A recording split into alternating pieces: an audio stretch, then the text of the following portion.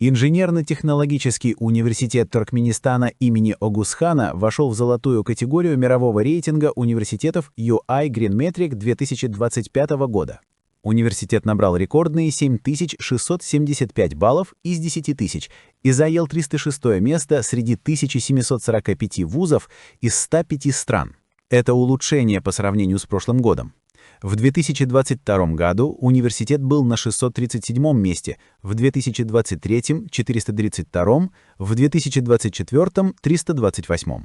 В числе 12 туркменских вузов, вошедших в рейтинг, университет имени Огусхана показал лучшие результаты. Эксперты оценивают университеты по 6 критериям: инфраструктура и здания, энергия и климат, управление отходами, водные ресурсы, экологически чистый транспорт, образование и научные исследования.